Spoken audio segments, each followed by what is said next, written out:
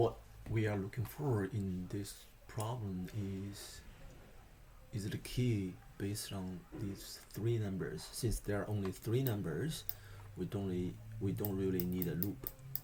So basically, I just put them into a table, kind of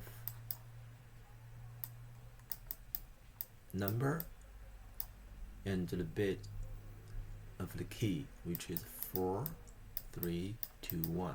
Here you can see number 1, number 2, and number 3, and 4 digits. The result will be the combination of these 4 keys.